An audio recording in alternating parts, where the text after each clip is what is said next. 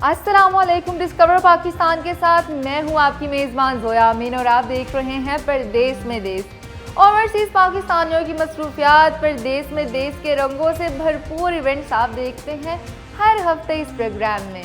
सबसे पहले चलते हैं सऊदी अरब के शहर रियाद, जहां आपकी मुलाकात कराएंगे अवार्ड याफ्ता पाकिस्तानी फिल्म साज, हिदायतकार, नामवर फोटोग्राफर, अरब मीडिया के सीनियर जर्नलिस्ट से। आइए देखते हैं इस रिपोर्ट में।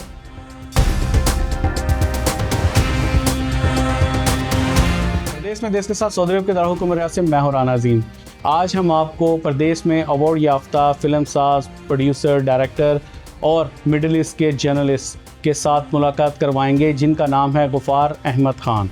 इनकी कामयाब ज़िंदगी की जद्दोजहद की कहानी हम आपको सुनाएंगे। अच्छा गुफ़ार अहमद साहब, हमें बताइएगा कि आपकी जर्नी कैसे हुई और आपका जर्नलिज़म का और डायरेक्टर का और फिल्म मेकर का आगाज़ कैसे हुआ। थैंक यू अजीम भाई for having me in the show, और मैं इसके साथ साथ डिस्कवर पाकिस्तान का शुक्रगुजार हूँ जिन्होंने मुझे इनवाइट किया और आप यहाँ पे तशरीफ़ लेके आए। जहाँ तक आपके सवाल का ताल्लुक है, इसका आगाज़ जो है तकरीबन 2011-12 के करीब हुआ। स्कूल कॉलेज का टाइम था और थोड़ा सा अंदाज़ा था मुझे कि जो माइंड है मेरा थोड़ा आर्टिस्टिक सा है और फिल्म मेकिंग की तरफ है। सीन इमेजिन मैं बहुत अच्छे कर लेता था। 2012 के करीब जो है हम लोगों ने इसका स्टार्ट लिया। एक छोटी सी टीम थी और सोशल मीडिया पे थोड़ी बहुत मकबूलियत मिली थी हमें। ये सीरियस तब हुआ जब हम लोगों ने 2012 में एक सॉन्ग प्रोड्यूस किया था, उसका नाम था जा जवाज़ात। रियाद में ही हमने शूट किया था, छुप छुपा के किया था क्योंकि तब फिल्मिंग यहाँ पे अलाउड नहीं थी। लेकिन वो ये हुआ कि बड़ा मैसिव सक्सेस हो गया। तकरीबन 8-9 मिलियन व्यूज़ हमें मिल गए उस वक्त पे यूट्यूब, और यूट्यूब के अलावा इतना ज़्यादा मीडियम भी नहीं थे सोशल मीडिया के। और फिर वो लकीली जो गाना है, उस टाइम पे डायरेक्टर जनरल थे जवाज़ात के, जनरल सलमान अल याह्या ग़ालिबन उनका नाम था। उन्होंने वो देखा, he called us, he awarded अस। हमें गवर्नमेंट की तरफ से अवार्ड दिए उन्होंने, क्योंकि वो एक बड़ा अच्छा मैसेज था उस टाइम पे इलीगल एक्सपेक्ट्रेट्स को लेके। बेसिकली वो हमारा किक स्टार्टर था, एक अच्छी सक्सेस मिली थी हमें। फिर हमने उसको कंसिडर किया कि यार ये तो एक इट्स अ गुड थिंग और हमें एक अच्छे मैसेजेस करते रहने चाहिए। इसी तरीके से हमारा स्टार्ट हुआ। मूविंग फॉरवर्ड फिर जो है thanks to mister Ghazanfar Ali Khan, जो उस टाइम पे रियाद ब्यूरो के जो चीफ थे अरब न्यूज़ में, ही अवॉर्डेड मी एन अपॉर्चुनिटी उस टाइम पे टू जॉइन अरब न्यूज़। वहाँ से मेरा फ़ोटो वीडियो जर्नलिज्म का भी आगाज़ हुआ। स्टार्ट मेरा थोड़ा सा इस तरीके से था, फिल्म मेकिंग एक साइड पे थी और एक जो मेरा जो प्रोफेशन था as a photo video journalist, वो मेरी एक सेकंड डोमेन बनी। अरब न्यूज़ के बैनर पे मैंने काफ़ी इंटरनेशनल असाइनमेंट्स किए, काफ़ी बहुत सारा एक्सपीरियंस गेन किया, इंटरनेशनल रिलेशन समझने की कोशिश की। बहुत सारे मेरे असाइनमेंट ऐसे थे जो आउट ऑफ द कंट्रीज़ थे, यूरोपियन कंट्रीज़ में, रशिया में, इसके अलावा चाइना में। मैं उस टाइम पे 24-25 साल का था। अल्हम्दुलिल्लाह आई एम ब्लेस्ड कि मैं उस एज में मैंने बहुत ट्रैवल किया। Great achievement. Travelling is always learning. मुझे वो बहुत अच्छे टाइम पे वो एक्सपोजर मिला। सर, आपने मिडिल ईस्ट में जो है अपनी शनाख्त बनाई एज अ पाकिस्तानी और बैनुल अक़वामी आपने अवार्ड भी हासिल किए। इस दौरानिया आपको किन चीज़ों का चैलेंज करना पड़ा? अज़ीम भाई, डिफ़िकल्टीज़ जो इनिशियल डिफ़िकल्टीज़ थी वो ये थी, एक तो सबसे पहले थोड़ा सा लैंग्वेज का प्रॉब्लम था। हमें बहुत फ्लुएंट अरबिक नहीं आती थी। एक तो थोड़ा सा मसला होता है हम लोगों को क्योंकि इंटरनेशनल स्कूलिंग है, और दूसरा प्रॉब्लम ये था कि एज कम थी। अक्सर यही होता था कि कोई भी कहीं पे भी मुलाकात हो रही है, कहीं पे भी होता है, वो कहते हैं यार ये छोटे हैं, यानी एज में हम लोग कम है। वो टैलेंट की जगह एज को काउंट किया जाता। टैलेंट अच्छा था लेकिन एज कम थी और मैच्योरिटी नहीं थी, कुछ सीरियस नहीं लेता था, लुक भी थोड़ी सी वो थी। वो एक थोड़ा सा इनिशियल चैलेंज था। इसके अलावा देखें, प्रोजेक्ट्स की जो डिफ़िकल्टीज़ होती हैं, सब project to project different difficulties हमें फेस करनी पड़ी। इनिशियली ये था कि चूँकि जब हम स्टार्ट कर रहे थे, सऊदीया में इतना बूम नहीं था, मीडिया बहुत लेटर ऑन, आपको पता है 2016 के बाद थोड़ा थोड़ा चेंज होना शुरू हुआ, तो हम 2012 की बात कर रहे हैं। उसमें ये था कि परमिट्स का मसला होता था, परमिशंस के मसाइल होते थे, छुप छुपा के शूटिंग करनी पड़ती थी। लोकल सऊदीया में आपको कहाँ से बेस्ट आप समझते हैं कि मुझे बहुत अच्छी अचीवमेंट मिली और आप बहुत खुश हुए उस अचीवमेंट से? सर, एक तो हमारी इनिशियल अचीवमेंट मैंने आपको बताई जो हमें अवार्ड मिला। दूसरी ये थी कि 2 दफ़ा जो है मैं नॉमिनेट हुआ हूँ एम्बेसी ऑफ तुर्किया की तरफ से। 2019 में और 2023 में 2 दफ़ा उन्होंने मुझे as a Pakistani photo video journalist nominate किया है और मैं वहाँ गया हूँ, उनकी टूरिज़म साइट्स को मैंने कवर किया है। So again it's a very big achievement for me. अच्छा गुफार साहब, आपका सबसे बेस्ट प्रोजेक्ट कौन सा है? अच्छा अजीम भाई, जो बेस्ट प्रोजेक्ट का ताल्लुक है, 2 से 3 प्रोजेक्ट्स मैं उसका जिक्र करना चाहूँगा। 2019 में जो मेरे बैग पे आप देख सकते हैं प्रोजेक्ट चल रहा है, Daraiya season, it was called Daraiya season. 2019 में हम लोगों ने किया था मिनिस्ट्री ऑफ स्पोर्ट्स के लिए, गवर्नमेंट का प्रोजेक्ट था। It was very big project और इंटरेस्टिंग इसलिए था कि हमारे तकरीबन 20 से 25 लड़के इस पे थे। 24/7 हम लोग इसकी रिकॉर्डिंग कर रहे थे। बेसिकली दरैया आपको अंदाज़ा होगा कि एक पूरी एंटरटेनमेंट सिटी उन्होंने बनाई थी और वो तकरीबन 45 डेज़ में उन्होंने बिल्ड की थी। तो हमारा टास्क ये था कि उस पूरी सिटी को डेवलप होते हुए हम लोगों ने कैमरा से कैप्चर करना है। तो तकरीबन हमने 50 कैमराज उसमें लगाए थे, जिसमें हमारे बड़े सिनेमा कैमराज, छोटे कैमराज सारे इंक्लूडेड थे और 45 डेज़ में हम लोगों ने किया था। आप थोड़े से ग्लिम्स देख भी सकते हैं। सो ये बहुत इंटरेस्टिंग था। अच्छा, आजकल के जो नौजवान हैं जो सऊदी अरब में मौजूद हैं, जो ओवरसीज़ हैं, अगर वो इस फील्ड में आना चाहते हैं तो उसके लिए क्या रास्ता इख्तियार करना चाहिए? सो यंग लड़कों को ये मेरा मैसेज है कि ये शौक़ के लिए मत आएँ, अकल का थोड़ा सा इस्तेमाल करते हुए, इस चीज़ को समझते हुए, इसकी डेप्थ को फील करते हुए आएँ इस फील्ड में। सो कैरियर एज अ कैरियर भी बहुत अच्छा है और हमारा तो अब पैशन भी यही है, प्रोफेशन भी यही है। So it's a very good thing. I wish के ज़्यादा लड़के आएँ फिल्म मेकिंग में, स्पेशली पाकिस्तान सिनेमा को सपोर्ट करने के लिए काफ़ी लड़कों को आगे आना चाहिए। तो आप समझते हैं कि नेचुरल आपको एक टैलेंट था? अल्हम्दुलिल्लाह मैं समझता हूँ, तभी यहाँ तक पहुँचे जैसे तैसे करके। अच्छा गुफार साहब, ये बताइए कि मुस्तकबिल के आपके क्या प्रोजेक्ट हैं, आप क्या नई जिद्दत इसमें लेके आना चाह रहे हैं और क्या आप नई ऐसी डॉक्यूमेंट्री बना रहे हैं बैनुल अक़वामी? हमारे नाज़रीन को बताइए। जी सर, अपकमिंग प्रोजेक्ट्स के हवाले से मैं ये कहना चाहूँगा कि यहाँ पे सऊदी अरेबिया में हमारे जो बड़े इदारे हैं और जो बड़ी कंपनीज़ हैं उनके साथ एक बहुत अच्छा रिलेशन है। Over the period of time ये हमने डेवलप किया है और उनके काफ़ी सारे जो प्रोजेक्ट्स हैं वो हम लोग पाइपलाइन में ऑलरेडी हैं। मोस्टली कमर्शियल प्रोजेक्ट्स हैं। नाज़रीन, प्रदेश में ओवरसीज़ अपनी जॉब और कारोबार तक महदूद रहते हैं। गफ़ार अहमद ख़ान ने प्रोडक्शन फिल्म मेकर में अपना बहुत बड़ा नाम पैदा किया और बैनुल अक़वामी इवेंट्स में नुमाइंदगी की। मज़ीद नई स्टोरी के साथ दोबारा हाजिर होंगे। दीजिए इजाज़त राना अजीम को। अल्लाह निगहबान। अब चलते हैं बर्मिंघम, जहां Islamabad chamber of commerce and industry ने Greater Birmingham chamber of commerce के तामुन से 5वीं Pakistani tourism and hospitality investment summit का इनेकाद किया।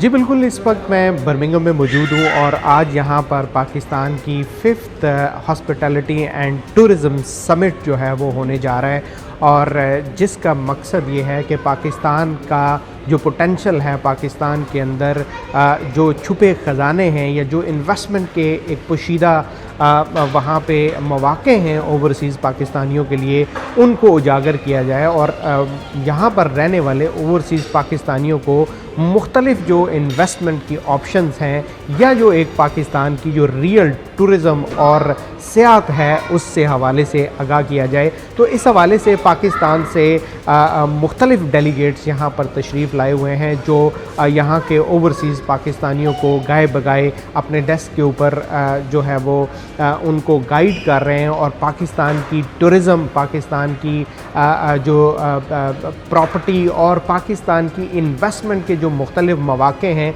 उनसे उनको रोशनास करवा रहे हैं और उनको बता रहे हैं कि क्या बेस्ट पॉसिबल ऑप्शंस हो सकती हैं उनके लिए पाकिस्तान के अंदर इन्वेस्ट करने के हवाले से और ख़ास तौर पर इन्वेस्टमेंट के बाद क्या बेस्ट पॉसिबल ऑप्शंस हैं कि जिनके ऊपर उनको रिटर्न ऑन इन्वेस्टमेंट जो है वो एक बेहतरीन और ज़बरदस्त मिल सके। तो इस हवाले से ये जो इवेंट है इसमें बर्मिंघम से भी मुख्तलिफ़ डिग्नेटरीज़, मुख्तलिफ़ VIP गेस्ट यहाँ पर मौजूद हैं जिनमें लॉर्ड मेयर ऑफ बर्मिंघम यहाँ पर तशरीफ़ लाए हुए हैं। बर्मिंघम चैम्बर ऑफ काउंसिल्स के जो है ऑफिशियल्स हैं वो भी यहाँ पर मौजूद हैं, और इसके साथ साथ ख़ास तौर पर ओवरसीज़ पाकिस्तानियों की एक बड़ी तादाद यहाँ पर मौजूद है।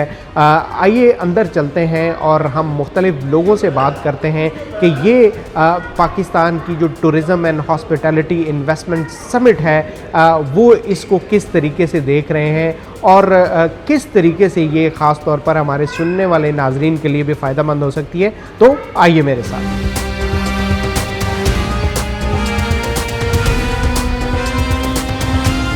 ये बताएं कि पाकिस्तान के अंदर टूरिज़म और उसके अलावा जो इन्वेस्टमेंट की अपॉर्चुनिटीज़ हैं वो किस तरीके से देख रहे हैं, और इस वक्त जो ख़ास तौर पर ओवरसीज़ पाकिस्तानी हैं जिनकी नज़रें पाकिस्तान के अंदर इन्वेस्टमेंट के ऊपर जमी हुई हैं, उनके हवाले से क्या कहना चाहते हैं? थैंक यू वेरी मच जी। डिस्कवर पाकिस्तान एक बड़ा चैनल है और आपकी बड़ी सर्विस है।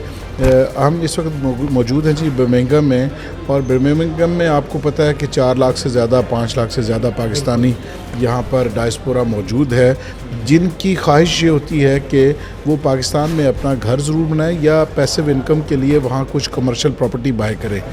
तो इस वक्त पाकिस्तान के जो हालात हैं, गवर्नमेंट ऑफ पाकिस्तान की जो इंटेंशन है उसके मुताबिक पाकिस्तान बहुत सी टैक्स रैशनलाइजेशन हुई हैं। जो 13% 14% फॉर फाइलर टैक्स हुआ करता था वो कम होके अब 4% के प्लस माइनस आ चुका है।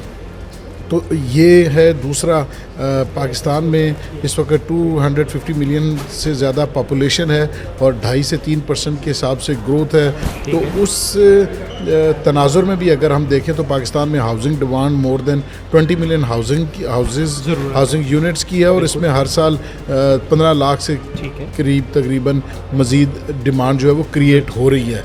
मैं समझता हूँ कि बड़ा अच्छा इवेंट था और बड़ी मेहनत से तमाम जो सीईओ हैं वो आए पाकिस्तान से, और हम कोशिश भी कर रहे हैं पाकिस्तान को बेहतर बनाने की, क्योंकि उनकी मईशत जो बेहतर होगी, बिजनेसेस ग्रो करेंगे तो तभी पाकिस्तान आगे बढ़ेगा। तो I think is all combined effort, और हम लोग सब मिलके अगर ओवरसीज़ भी और पाकिस्तानी जो बिजनेसमैन उनकी मदद करेंगे तो पाकिस्तान बेहतर तरक्की करेगा। और मैं समझता हूँ हुस्न माशरत जो है हुस्न मईशत से है, ये बहुत बड़ा एक कॉल है, और मैं समझता हूँ कि इस पर हमें अमल करना चाहिए। जब भूख और अफलास दूर होगी अपने मुल्क में तो बेहतरीन जो माशरा बनेगा। पाकिस्तान की शान और ईमान का हिस्सा है पाकिस्तान। इसी पाकिस्तान को मैंने हमेशा पूरी सदी लगा दी है कि अपने लोगों को बताता हूँ कि अल्लाह ने अगर आपको बाहर भेजकर इज़्ज़त वक़ार दिया, तालीम दी, शोहरत दी, कारोबारी बन के, उस पाकिस्तान का ख्याल रखें। जिस पाकिस्तान ने यहाँ पर आपको भेजा, जिस पाकिस्तान ने आपको ताजर बनाया, सियासतदान बनाया, डॉक्टर बनाया, उसके पीछे ख्याल रखें। और अब लोगों के पास यहाँ काफ़ी सरमाया है, लोगों को पता नहीं कहाँ करें। यहाँ से भी लोग अभी डर रहे हैं, यहाँ पर भी हालात बड़े इस वक्त बरतानिया के अंदर नाजुक हैं इन्वेस्टमेंट के बारे में। तो पाकिस्तान के अंदर इन्वेस्टमेंट करें, वो सेफ़ है, वो किधर नहीं जाएगी। अल्हम्दुलिल्लाह आपको नहीं मिलेगी तो आपके बच्चों को, आपके पोतों को, आपके आने वाली नस्लों को। और वो जो है ना साल के बाद अल्हम्दुलिल्लाह 20-30% इंक्रीज़ होती है, उसकी प्रॉफिट ही बहुत बढ़िया है। और इससे हमारा फ़ायदा, एक तो पाकिस्तान में इन्वेस्ट करेंगे, एक अपना ज़ाती फ़ायदा है, दूसरा पाकिस्तान को फ़ायदा है, तीसरा पाकिस्तान तरक्की करेगा। अल्हम्दुलिल्लाह द एक्सपीरियंस इज़ इमैक्युलेट। बहुत ज़बरदस्त किस्म का हमें रिस्पांस मिला है। लोगों ने अपनी जो चॉइसेस हैं, प्रेफरेंसेस हैं, वो खुल के आके हमें एक्सप्लेन की है that how much trust they have in Faisal town group, how much trust they have in Islamabad. तो एक ग्रोइंग इकॉनमी है एंड लोगों का बहुत ज़्यादा इंटरेस्ट है। लोगों को आज भी अपना लेगेसी होम पाकिस्तान में बनाने का ख्वाब रखते हैं, तो लोगों को हमने बहुत ज़्यादा फैसिलिटेट किया। लोगों को फैसल टाउन ग्रुप के प्रोजेक्ट्स के बारे में बताया, स्पेशली फैसल टाउन फ़ेज़ 2 जो कि गेम चेंजिंग प्रोजेक्ट है। न्यू इस्लामाबाद एयरपोर्ट से 2 से 3 मिनट्स की ड्राइव के ऊपर आपके लोकेटेड है, ठलियाँ इंटरचेंज के ऊपर। तो बहुत ज़्यादा लोगों ने इंटरेस्ट लिया, बहुत ज़्यादा लोगों से मुलाकातें हुई, और इंशाल्लाह ये प्रोसेस जो है रिगरसली हमारा चलता रहेगा साथ साथ।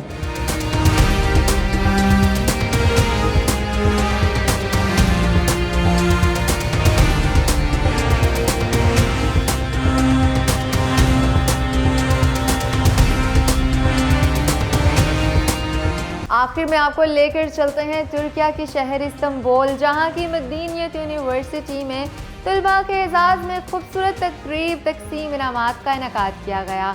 मज़ीद जानते हैं इस रिपोर्ट में।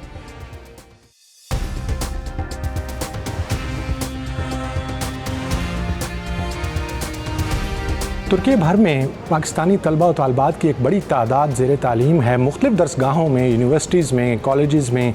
और आज हम एक ऐसी ही तकरीब में मौजूद हैं जहां पर पाकिस्तानी तलबा और तालबात जो कि तुर्की की स्कॉलरशिप पे यहाँ पे ज़ेर तालीम हैं और मुख्तलिफ़ शहरों की यूनिवर्सिटीज़ में आज वो सब इकट्ठे हैं। उनकी तकरीब तकसीम इनामात है। वो अपने 3 साल, 4 साल और 5 साल के कोर्सेज़ मुकम्मल कर चुके हैं और आज अपनी असनाद हासिल करने के लिए यहाँ पे मौजूद हैं। ये तस्वीर भी उन नौजवानों की, उन स्टूडेंट्स की, तलबा और तालबात की लगी हैं यहाँ पे और बहुत ही खूबसूरत तकरीब सजाई गई है। YTB JTB जिसको बोलते हैं, जो इदारा जिसके तहत जो स्कॉलरशिप्स दी जाती हैं, उसी के तहत ये तकरीब सजाई गई है। बहुत ही खूबसूरत तकरीब है। आपको इस तकरीब में शामिल नौजवान जो फारिग तहसील हैं, जो असनाद हासिल कर रहे हैं, उनसे भी मिलवाते हैं, बातचीत भी करवाते हैं और इस तकरीब का मुकम्मल अहवाल दिखाते हैं। इस तकरीब, ये जो ग्रेजुएशन की तकरीब थी, यूनिवर्सिटी से जो ग्रेजुएट हुए हैं हमारे लोग, कुछ बैचलर्स से, कुछ मास्टर्स कुछ ने किया और कुछ PhD स्कॉलर्स बने हैं। तो उनको देख के मुझे अपना ज़माना भी याद आया जब हम तुर्की आए थे और हमारा भी ये था कि भाई तुर्की पढ़ने के लिए आए हैं। यहाँ यूनिवर्सिटी में शुरू में कैसी कैसी प्रॉब्लम्स फेस की, फिर एडमिशन हो गया, उस पर इतने खुश थे। फिर उसके बाद जब ग्रेजुएट हुए तो हमें कितनी खुशी थी वो आज मुझे याद आ रहा था। ये सारी फीलिंग्स आज मुझे दोबारा मिली और फिर इन बच्चों के चेहरों पे जो मुसर्रत थी, जो खुशी थी, जो चाह रहे थे, उससे भी बड़ा अच्छा हुआ। और फिर ये मुख्तलिफ़ फील्ड्स में, इंजीनियरिंग फील्ड में, सोशल साइंसेस की फील्ड में, मुख्तलिफ़ फील्ड्स में ये ग्रेजुएट हुए हैं। और कुछ बच्चों ने तो माशाल्लाह यूनिवर्सिटी टॉप की हुई है, 4/4 लिए हुए हैं, तो उस पर मुझे बड़ी खुशी हुई। तो ये बच्चे इंशाल्लाह हम उम्मीद रखते हैं कि वापस जाकर पाकिस्तान के, न सिर्फ पाकिस्तान के बल्कि उम्मत के काम आएंगे। आज की जो तकरीब है वो हमारे ऐसे स्टूडेंट्स जो तुर्की गवर्नमेंट की स्कॉलरशिप के ऊपर पढ़ने आते हैं, तो उनकी एक इस तरह की तकरीब रखी गई जिसमें उनकी यादों को ताज़ा किया गया यहाँ पे। और उनमें से बहुत से स्टूडेंट्स ऐसे हैं जो पाकिस्तान वापस जाएंगे, बहुत से ऐसे स्टूडेंट हैं जो शायद यहाँ पे अपनी आगे की तालीम को जारी रखेंगे। तो उन सबको एक जगह पर इकट्ठा करना और फिर उनके लिए कि हमने डिफरेंट गिफ्ट्स जो हैं वो उनको प्रोवाइड किए और सब मिल के बैठे। ये जो नए आने वाले स्टूडेंट्स हैं उनको हमारा जो यहाँ पे स्टूडेंट्स उनकी तरफ से यही पैगाम है कि जिस तरह एजुकेशन में डिफरेंट लेवल्स हैं, अपने प्रीवियस लेवल से हायर एजुकेशन के ऊपर लेवल्स पे आना चाहते हैं तो Turkey is one of the best destinations.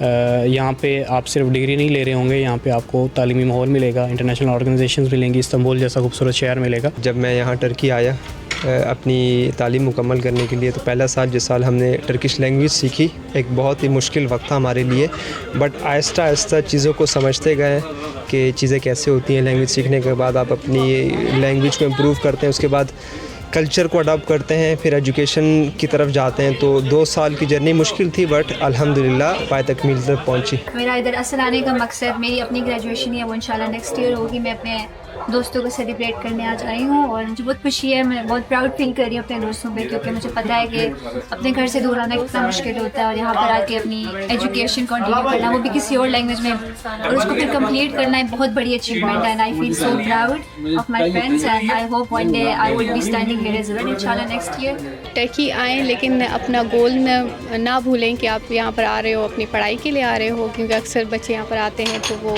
कमाने लग जाते हैं और उस चीज़ से भटक जाते हैं जो जिस चीज़ के लिए वो आए थे। तो ये भी है कि शुरू में थोड़ी मुश्किल होगी अगर you are coming for studies, लेकिन उसके बाद फिर आसानी है। इधर पाकिस्तान जिंदाबाद।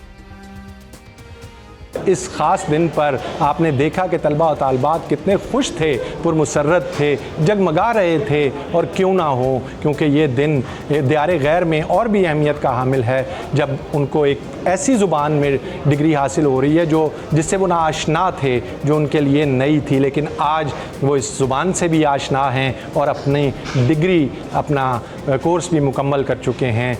यूं ही तालीम और दरस व तदरीस का सिलसिला जारी रहेगा दियारे गैर में भी, और पाकिस्तानी पूरी दुनिया से ही असनाद हासिल करके तालीम याफ्ता हो के मुल्क व कौम का नाम रोशन करते रहेंगे। कैमरामैन आयान हैदर और टीम के साथ रिजवान बुखारी, डिस्कवर पाकिस्तान, इस्तांबुल, तुर्की।